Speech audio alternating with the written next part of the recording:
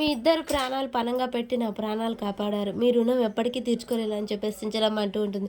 అయ్యా అమ్మగారు ఎక్కువ రెస్ట్ తీసుకోవాలి, ఇంటికి తీసుకెళ్ళండి అని చెప్పేసి చెప్తారు పూజారి గారు.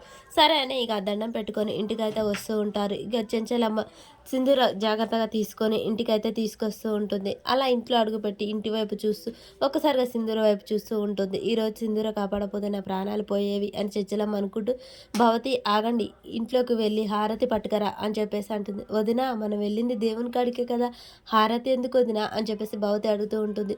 ఈరోజు నా కోడలికి నాకు ప్రాణాలు కొత్తగా వచ్చినవి, కొత్త జీవితాలు మా ఇద్దరిలో మొదలైనవి కాబట్టి హారతి ఇవ్వాలి. నా కోడలికి ఆ దేవత కాపాడలేని నా ప్రాణాలను నా కోడలు కాపాడింది కాబట్టి నా కోడలికి ఆ దేవుళ్ళ దిష్టి తగిలి ఉంటుంది, నువ్వు వెళ్ళి హారతి తీసుకురా అని చెప్తూ చెంచలమ్మ అంటుంది. ఇదేంటి వదినకు అది విషయం తాగడం వల్ల మైండ్ ఖరాబ్ అయిందా ఏంది, తిక్క తిక్కగా మాట్లాడుతుంది భవతి అనగానే వెళ్తున్నాను వదిన అని చెప్పేసి వెళ్ళి తీసుకొని వస్తూ ఉంటుంది.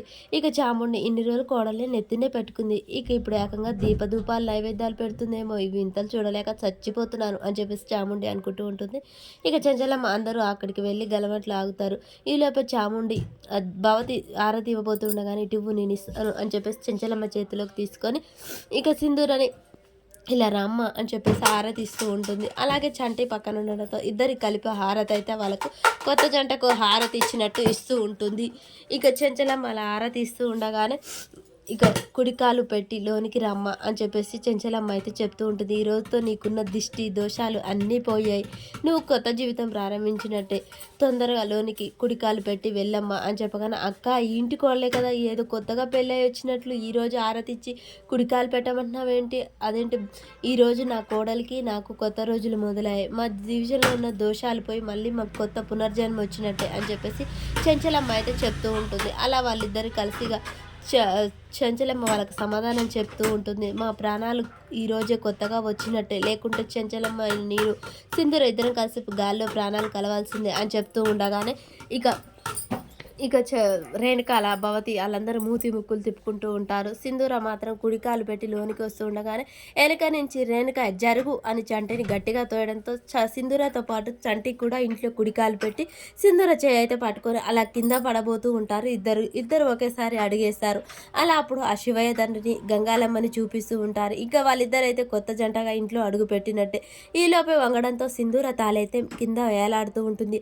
చంటి అది చూసి అమ్మాయి గారు మీ తాళి అని చెప్తూ ఉంటాడు. రేపటి ఎపిసోడ్లో ఏం జరుగుతుందో తెలుసుకుందాం. ఇద్దరు చంటి సింధూర కుడికాలు ఒకేసారి ఇంట్లో పెడతారు. ఇక వంగడంతో వాళ్ళిద్దరు కింద పడబోతూ ఉండగానే సింధూర తాళి వేలాడుతూ ఉంటుంది. వెనక నుంచి భవతి అయితే ఆ తాళిని గమనించి షాక్ అయి చూస్తూ ఉంటుంది. ఈలోపే కేశవ చాముండి ఇంట్లో వాళ్ళందరూ అలా చూస్తూ ఉంటారు.